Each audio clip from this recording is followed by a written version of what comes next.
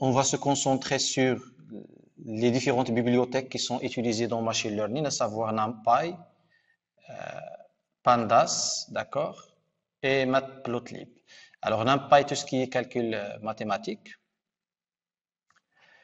et Matplotlib pour tout ce qui est graphe, donc le dessin des graphes, et Pandas, tout ce qui est traitement de data frame, c'est-à-dire c'est un outil qui vous permet de traiter un fichier de données comme étant un fichier Excel. Alors, bien sûr, pour NumPy, d'accord, c'est très simple. C'est pour cela, je vais dans un premier temps démarrer Anaconda, d'accord, le prompt Anaconda. Je vais essayer de créer un premier projet. Donc, je dois juste me déplacer vers le dossier concerné. Et après, en fait, par exemple, ici, on peut créer un dossier dans lequel nous allons faire ce TP-là. Par exemple, on peut l'appeler NumPy. Ensuite, entrer dans ce dossier-là. Et bien sûr, pour lancer Anaconda depuis l'invite de commande, pour pouvoir travailler sur ce dossier courant qui est NumPy, il faut juste mettre Jupyter, d'accord? Et par la suite, Notebook.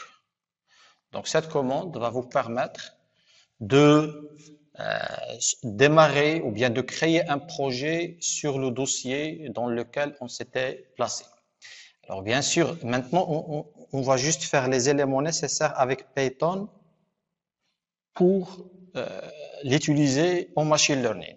Et surtout, NumPy, Pandas et Matplotlib. Alors, maintenant, j'ai créé un nouveau, d'accord? J'ai créé un nouveau fichier à l'aide de la commande new Python 3 parce que c'est la version de Python que je suis en train d'utiliser sur ma machine. Et bien sûr, Python, j'avais dit que c'est simple de l'utiliser, d'accord? Donc, on peut tout simplement, pour afficher un message à l'écran, tout simplement, vous pouvez mettre la commande print. Alors, dans un premier temps, j'ai dit, on va faire tout ce qui est NumPy, d'accord? C'est-à-dire tout ce qui est calcul mathématique. Alors, qui dit calcul, il y a trois choses. Il y a les scalaires, donc ce sont des nombres simples, donc des nombres simples. Et par la suite, il y a les vecteurs à une seule dimension. Et ensuite, on peut voir aussi les matrices. D'accord? Alors, pour les scalaires, bien sûr, au contraire de Java ou bien C++, c'est pas la peine de déclarer. C'est-à-dire, cette instruction-là ne fonctionne pas en Python. Tout simplement pour dire qu'il s'agit d'une variable de type numérique, par exemple, il s'agit d'un entier, vous pouvez tout simplement donner un nom, ou bien choisir un nom de la variable. D'accord? Et ensuite, lui affecter une valeur initiale. C'est-à-dire, ici, Python, automatiquement, il va savoir que 1, c'est numérique, donc automatiquement, il va considérer par la suite que A, c'est un nombre de type entier. Donc ça, c'est très simple. Alors, si vous souhaitez l'afficher, il y a deux manières. Soit, par exemple, utiliser toujours print, par exemple A, d'accord? Ou bien, tout simplement, je peux taper tout court A, d'accord, pour afficher sa valeur. Donc ici, il va afficher toujours A.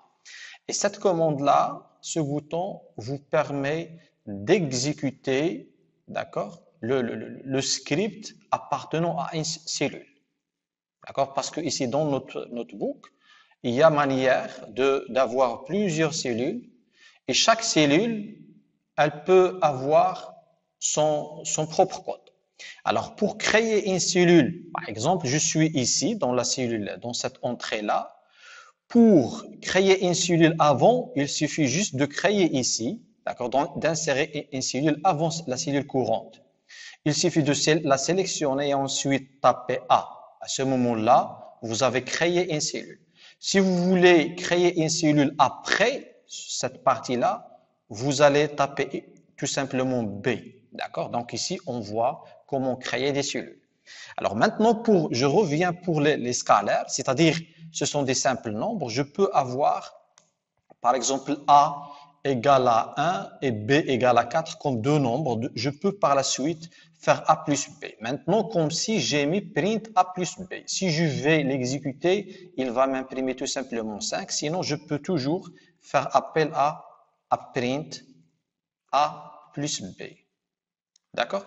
Donc, s'il vous plaît, là, en fait, dans un premier temps, je suis en train de vous montrer comment utiliser Python pour la programmation. D'accord? Donc, il s'agit d'une simple utilisation. Si vous n'avez pas compris une chose, d'accord, il faut m'interrompre pour peut-être présenter plus d'éléments pour la clarifier. Alors, jusqu'à maintenant, on peut avoir deux nombres, d'accord, pour les utiliser, soit pour la somme, soit pour le produit, soit pour la différence, et ainsi de suite. D'accord? Donc là, je peux par exemple changer. Alors, à ce moment-là, je vais avoir 20 comme résultat. Alors maintenant, comment définir une fonction? Alors, comment définir une fonction? Parce que les fonctions sont très utilisées, donc il faut déjà savoir comment créer une fonction. Alors, tout simplement, il faut utiliser le mot-clé def pour définir une nouvelle fonction et mettre son nom. Et bien sûr, une fonction, vous connaissez qu'il y a des paramètres. Alors, les paramètres doivent se trouver entre parenthèses. Alors ici, au contraire de C++ ou bien Java, entre accolade le début de la fonction et la fin de la fonction, en Python, ça n'existe pas. Alors tout simplement, il faut mettre deux points pour commencer le code source de la fonction f. La fonction f, bien sûr, tout simplement, pour écrire son code, il faut respecter ce qu'on appelle l'indentation. L'indentation, c'est quoi? Si vous avez remarqué, je dois commencer par écrire à partir d'ici en laissant cet espace. Alors, si vous n'allez pas le laisser, certainement, maintenant, comme si la fonction f ne contient aucun élément. D'accord? Alors, maintenant, la fonction f d'accord, contient une seule instruction qui est affichée un message à l'écran. D'accord? Par contre, le A ne fait pas partie de la fonction f. D'accord? Pour que A puisse, par exemple, cette instruction A égale à 1, pour qu'elle puisse faire partie de la fonction f, il faut, par exemple, la mettre ici. C'est-à-dire ce qu'on appelle cet espace-là, ce qu'on appelle l'indentation. D'accord? Donc, indentation, il faut bien la respecter, sinon votre code source ne marchera pas. Alors maintenant, la fonction f a deux instructions. D'accord? Et ici, bien sûr, l'instruction x égale à 5 ne fait pas partie de la fonction f. Alors, comment utiliser la fonction f? Tout simplement, je peux l'appeler de cette manière-là. D'accord? C'est-à-dire, pendant son exécution, qu'est-ce qu'il va faire f? Il va afficher je suis, par exemple, f, et en même temps, elle va créer une nouvelle variable a. Ça n'a rien à voir avec l'ancienne. D'accord? Parce que cette variable, elle est locale à A. D'accord? Et ensuite, terminer l'exécution de f. Alors, si je vais exécuter ce code source-là, je suis f. D'accord? Donc, supposons que f, elle va recevoir deux paramètres, à savoir, par exemple, x, y. D'accord? Et là, elle doit faire le calcul, par exemple, et retourner un résultat. Pour créer une fonction permettant de retourner un résultat, tout simplement, je peux, par exemple, faire ceci.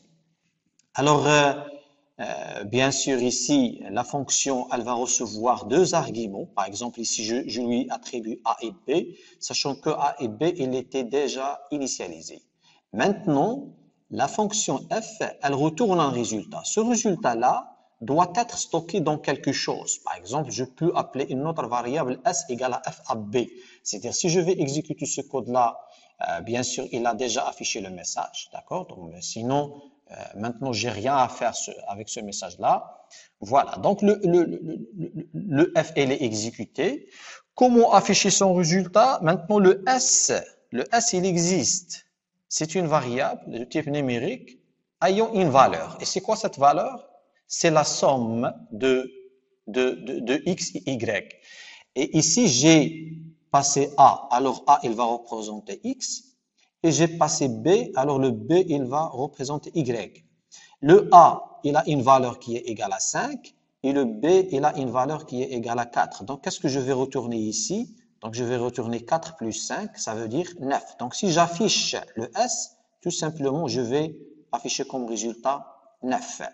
Alors, au contraire de la programmation orientée objet en Java, d'accord, ou bien C++ ou bien autre, ici Python vous permet surtout une fonction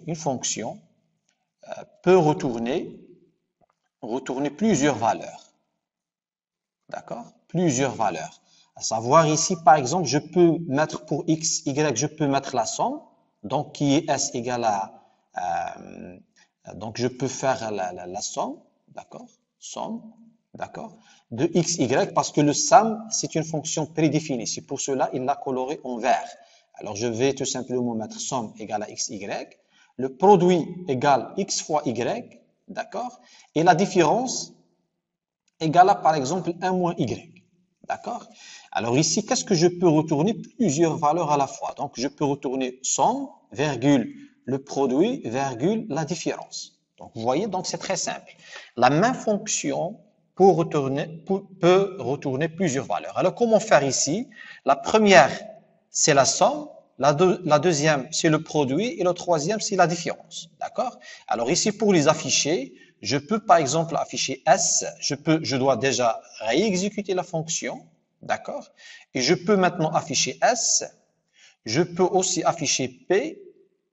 Normalement, maintenant, ça doit donner 20. D'accord? Et je peux aussi afficher D qui doit donner en fait 1 parce que c'est 5 moins 4. D'accord?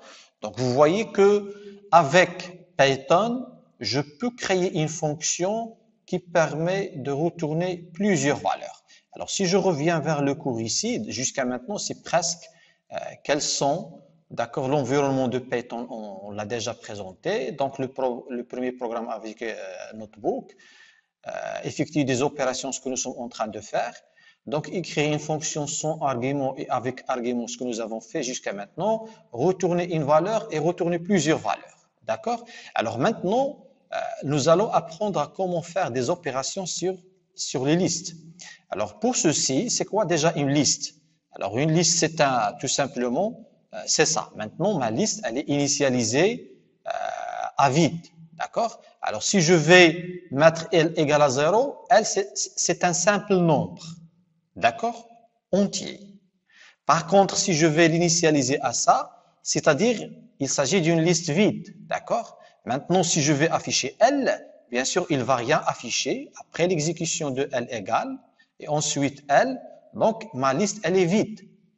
Alors, une liste, c'est quoi une liste? Elle peut avoir un ensemble d'éléments, d'accord? Donc ici, ma liste, elle contient trois éléments. C'est-à-dire, je peux faire ceci, et une fois l'exécuter, elle a affiché 3 éléments. Donc, pour afficher une liste, il y a 2 manières de faire, d'accord? Donc, soit, bien 3 manières, soit en tapant seulement le nom de la variable, sinon, vous pouvez mettre print L, parce que print, elle permet aussi d'imprimer des listes, d'accord? Ou bien, il y a une troisième manière dans laquelle je peux utiliser une boucle. Alors, les boucles sont connues, donc for, d'accord, i, in range, c'est-à-dire pour chaque i dans un rang, ou bien pour i in L, tout court. Donc, je peux faire ceci. Pour chaque i dans L, qu'est-ce que je vais mettre? Je vais l'imprimer. Je vais imprimer i, c'est-à-dire je vais imprimer 1, 2, 3. D'accord? C'est-à-dire je vais imprimer chaque nombre à part.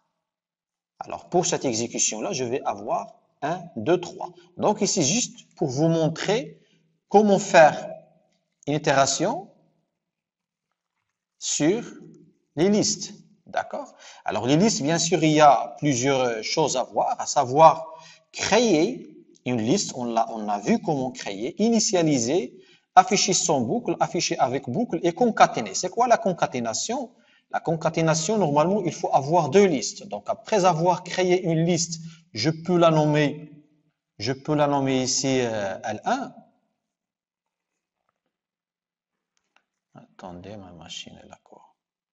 Alors, je peux avoir ici L1, d'accord, égal à 1, 2, 3. Je peux créer une deuxième liste que je peux l'appeler L2 égale par exemple 4, 5 et 6. Alors si je vais mettre une troisième liste L3 égale à L1 plus L2, bien sûr maintenant L3 contient à la fois les éléments de L1 et les éléments de L2. Alors ici L2 n'est pas défini, donc je dois réexécuter ça, d'accord? Voilà, donc maintenant pour afficher L3, tout simplement je peux faire ceci. Alors L3 va contenir tous les éléments. Alors jusqu'à maintenant, nous sommes où? Nous sommes ici. Alors afficher le nombre d'éléments d'une liste à l'aide de la fonction len. Alors len, bien sûr, len c'est quoi? Tout simplement, elle permet d'avoir la taille d'une liste. C'est-à-dire len L1, c'est 3. Par contre, len L3, elle contient 6 éléments. D'accord? Donc ceci pour afficher la taille d'une liste. Et la somme des éléments d'une liste est la fonction zip. C'est-à-dire, si vous avez remarqué ici, j'ai fait L1 plus L2, elle a fait la concaténation.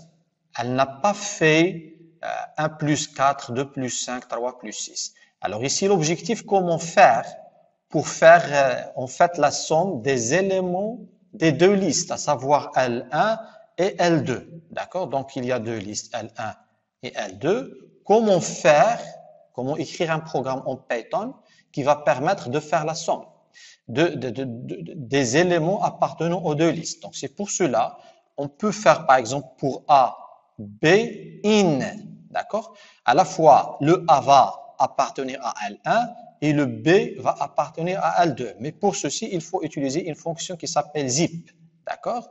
Donc, cette fonction-là, pour chaque élément, qu'est-ce que je peux faire? Je peux faire, par exemple, print A plus B. C'est-à-dire à la fois, si je vais exécuter ça, donc il a fait, si vous avez remarqué, il a fait 1 plus 4, d'accord, qui est 5, il l'a imprimé. 2 plus 5, c'est 7, il l'a imprimé. Et 3 plus 6, c'est 9, il l'a imprimé. Donc, voilà comment utiliser une fonction qui s'appelle zip, qui va vous permettre de faire le parcours de deux listes, mais simultanément. D'accord? C'est ça le rôle de la fonction zip. C'est-à-dire à chaque fois se déplacer par le même pas en parcourant les deux listes. Alors maintenant, bien sûr, si je souhaite faire, retourner une troisième liste, il y a une autre, par exemple, je peux mettre L5, c'est initialisé à vide. Alors, au lieu d'afficher le message, je peux tout simplement faire L5, point, une fonction qui s'appelle append. Append, c'est-à-dire pour ajouter un élément à ma liste L5. Donc, qu'est-ce que je vais ajouter? Je vais ajouter tout simplement A plus B, d'accord? Alors, le résultat, normalement, c'est fait sans problème. Maintenant, pour afficher L5, je peux afficher L5, c'est une liste qui contient la somme des deux listes. Alors, j'espère que vous arrivez à suivre jusqu'ici. Donc, liste à deux dimensions. Oui? Oui? Oui? S'ils ont une différente longueur, certainement, il doit retourner une erreur. Sinon, dans la réalité, on n'a pas intérêt à utiliser ce genre d'opération. D'accord? Pour L1 plus L2, il n'y a pas de problème. Par contre, ici, attendez, maintenant, je suis toujours ici. Donc, pour exécuter, voilà, normalement, qu'est-ce qu'il a appris? Il a pris seulement les trois éléments. Tu vois? Il a ignoré l'élément là. Voilà le reste de l'autre liste. Alors maintenant, oui, de rien. Alors maintenant, qu'est-ce qu'il reste? Il reste à avoir une liste à deux dimensions. C'est-à-dire, je peux créer une liste à deux dimensions par le biais de ça. D'accord? Maintenant, il s'agit d'une liste à deux dimensions, mais elle est vide. C'est-à-dire, elle contient un enregistrement, mais l'enregistrement, lui aussi, il n'a aucune valeur.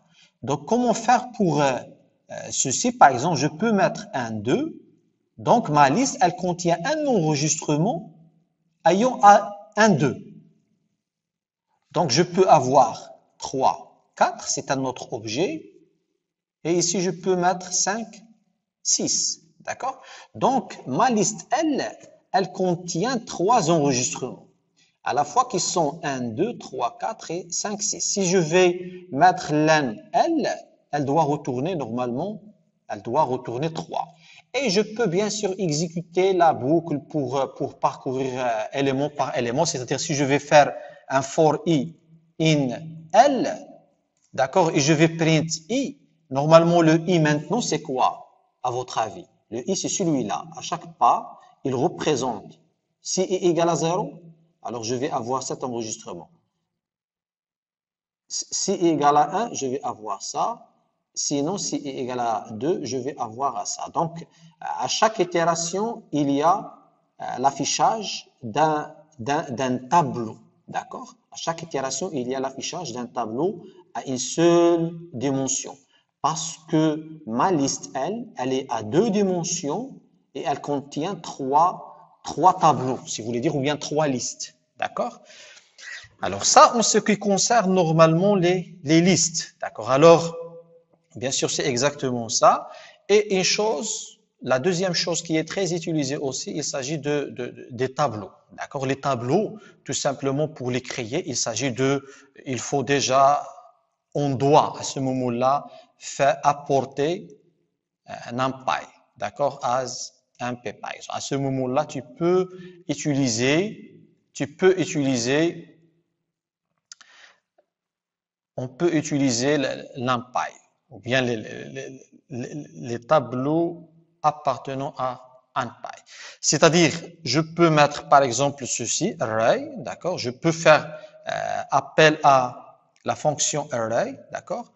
Pour créer par exemple un tableau. Et comment créer un tableau? Un tableau, normalement, celui-là, c'est un tableau, d'accord? C'est-à-dire, si je vais mettre A égale np.array machin, maintenant le A, ce n'est pas un entier, ce n'est pas une liste, mais c'est un tableau. Si vous allez exécuter ça, ça marche. Si vous allez afficher les informations concernant le A, il va vous afficher que le A, c'est un tableau. D'accord? Par contre, si vous allez mettre tout simplement B égale à 2 et vous allez afficher les informations de B, tout simplement B, c'est un entier. Sinon, si B, c'est une liste, d'accord? Il va vous afficher que B, normalement, c'est une liste. Alors ici, il ajoute le mot-clé array pour dire que mon A, c'est un tableau. Alors maintenant, quelles sont les différentes opérations à faire sur les tableaux? On doit déjà savoir comment initialiser un tableau, comment faire appel à des fonctions qui sont soit 0, soit 1. À partir, de toute façon, on va voir les paramètres qu'il faut y passer pour créer ces tableaux-là. Donc l'objectif, c'est initialiser un tableau. Il y a 3 manières de faire.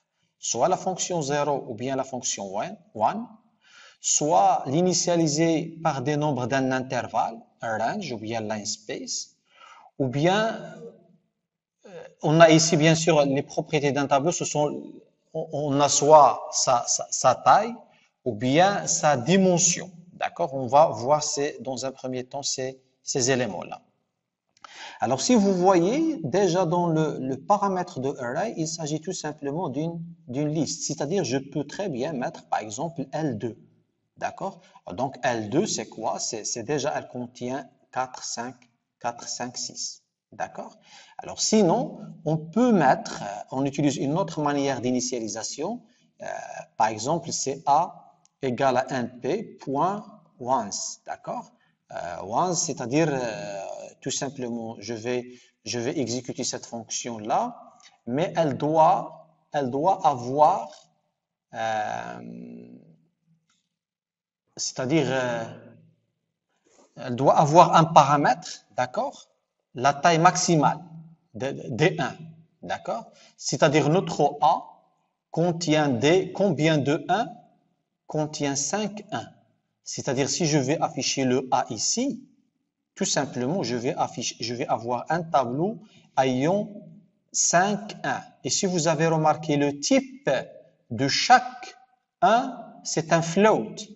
Donc, pour le forcer, d'accord, pour forcer son type, je dois mettre un deuxième paramètre qui est D-type, et à ce moment-là, je peux préciser qu'il s'agit d'un entier. D'accord? À ce moment-là, vous voyez, il n'a pas affiché la virgule, c'est-à-dire qu'il s'agit des entiers. Donc, ones par défaut, et ones avec un deuxième paramètre que je peux, d'accord? Donc, ici, je vais mettre A et B. Donc, A, son paramètre. Et le B avec paramètre. Si je vais exécuter ça, bien sûr, et exécuter encore ça, le A, vous voyez, ce sont des floats. Pourquoi? Parce que un point, mais ce sont des 1. C'est-à-dire initialiser un tableau à 5 dimensions par des 1. Pour le B, c'est pareil, mais il s'agit des entiers, tout simplement. D'accord? La même chose pour 0. D'accord? Parce que ça, c'est utile parfois en machine learning. Vous devez savoir comment initialiser des tableaux pour les utiliser pour la multiplication de quelque chose. D'accord? Soit avec les matrices, soit autre chose. D'accord? Donc, je peux mettre ici par des zéros. Donc, les initialiser par des zéros. Et on va avoir la même logique que tout à l'heure. Donc, le B, il y a des zéros de type entier et le A des zéros de type float. Alors, sinon, il y a une autre manière d'initialisation. Il s'agit de range, d'accord? C'est quoi un range? En fait, on peut faire A égale NP, toujours la bibliothèque NumPy, point range, d'accord? Range quoi? Par exemple, je peux mettre entre 1 et 5, mais en précisant la valeur, par exemple, 0,1. D'accord? C'est-à-dire, je vais aller de 1 à 5, ou bien je vais aller de 1 à 2, d'accord? Jusqu'au 2, par le pas de 0,1. Donc, comment l'afficher? Bien sûr, tout simplement, je peux utiliser ça pour l'afficher. Alors, on commence à partir de 1, d'accord? 1.1, 1.2, 1.3 jusqu'à 1.9. Donc, le 1.9, si vous avez remarqué, il est strictement inférieur à 2. Si je vais utiliser un pas de, par exemple, ici je vais mettre 0,3, alors je vais tout simplement trouver tous les nombres entre 1 et 2 à partir de 1, mais avec un pas de 0,3. C'est-à-dire je vais avoir 1, 1,3, 1,6 et 1,9. D'accord? Donc, je vais avoir uniquement 4 nombres. D'accord? Et ainsi de suite. Ça, en ce qui concerne, bien sûr, l'initialisation des tableaux. Il y a une autre manière, il y a l'ainspace. Et l'ainspace, c'est quoi? C'est-à-dire initialiser un tableau avec des nombres d'un intervalle en précisant le nombre d'éléments. C'est-à-dire, je vais avoir entre 4 et 2, d'accord? Je vais mettre 5 nombres, mais par ordre décroissant. C'est-à-dire ici, si je vais mettre, par exemple, maintenant, je peux mettre, par exemple, B égale à line space. Je vais mettre 4, 2, 5 nombres. Il va trouver 5 nombres, d'accord? Line space, attendez, comment ça s'écrit exactement? Line space, NP plutôt, NP. Oui, très bien, NP. Oui, NP point, bravo. Donc, NP point, et je vais avoir le B maintenant, contient quoi? Contient à partir de 2, d'accord? Jusqu'à 4. À partir de 4 jusqu'à 2. C'est-à-dire c'est décroissant, mais je vais avoir 5 nombres. D'accord? C'est-à-dire à partir de 4, 3,5, 3, 2,5 et 2. Je vais avoir donc attendez, combien de nombres ici? 1, 2, 3, 4, 5. Voilà, exactement 5 nombres. Donc, ceci, ce sont des opérations qui sont simples par rapport aux tables, aux listes. Aussi, ce sont simples.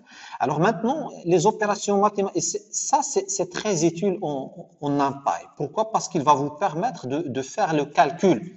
Et surtout, tout à l'heure, une fois nous souhaitons faire des calculs manuels en machine learning, à ce moment-là, on va faire appel à un NumPy. Alors maintenant, par exemple, supposons que j'ai deux tableaux, d'accord? Donc j'ai un premier tableau qui est A égale à 1p.array. Donc, je vais passer une première liste. Je vais mettre 1, 2, 3. Et le B, normalement, c'est un autre tableau, contient par exemple 5, 6, 7. À ce moment-là, le A plus B, au contraire de L, 1 plus L2 pour les listes qui fait la concaténation, maintenant A plus B, tout simplement, il va faire le calcul. C'est-à-dire le résultat retourné qui est C, d'accord? Il va faire la somme de 1 plus 5, 2 plus 6 et 3 plus 7. Donc ceci va afficher, si j'affiche le C, certainement je vais afficher 6, 8 et 10. D'accord? Donc le résultat, c'est un tableau.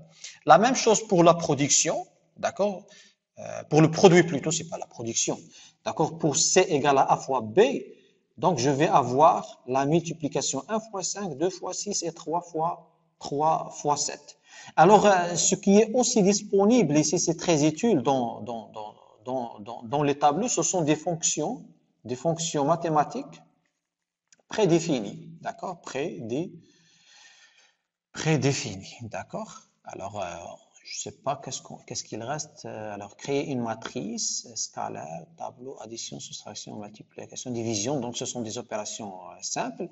Alors, maintenant, pour créer une matrice, d'accord? Aussi, je peux utiliser array. Alors, pour les matrices, vous voyez ici que je peux créer de la même manière que les tableaux. Sauf ici, je précise à l'intérieur qu'il y a 2 dimensions. Et dans chaque dimension, d'accord, j'ai 3 lignes. La première ligne, 1, 2. La deuxième ligne, 3, 4.